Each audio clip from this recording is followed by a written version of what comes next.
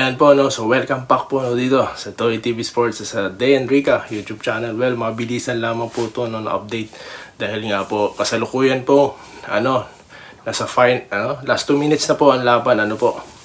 At nakita naman po natin na kumakawag ng husto, no? Ito pong Meralco Bulls at pinapakita nila na there's no safe lead, no, for San Miguel, no? Kaya talagang nakita niyo naman si Chris Newsome na kasalukuyan kumakamada na, no, ng 35 points, no?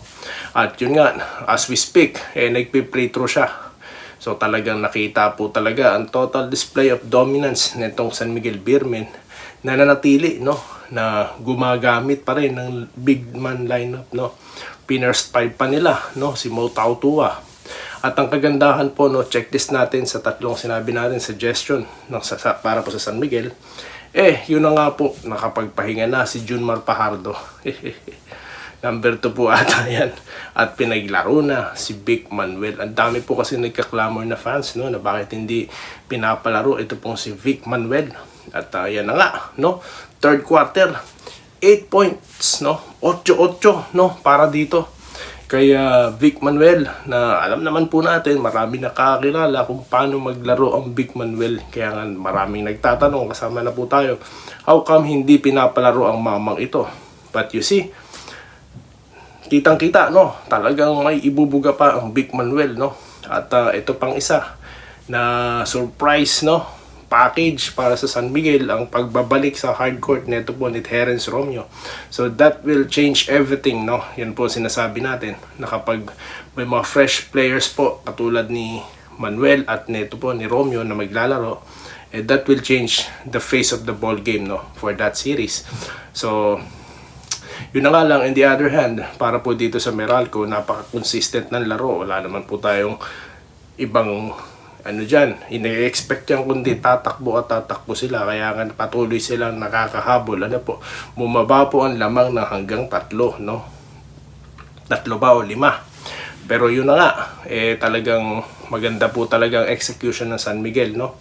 Bagamat nag-struggle po, no, ang ilang players dito ng Meralco, katulad po ni Bong Quinto, no? At yung 3-point shots nila, imagine, wala atang pumasok for the whole stretch of the second or first half, po.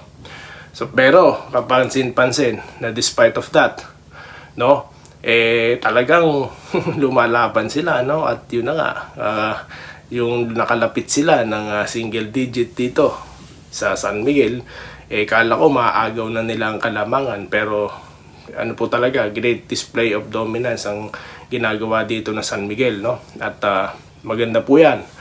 At mukha pong tatabla, no? At or tabla na po, no, ang serye natin. Ayan na. Tapos na yung laro.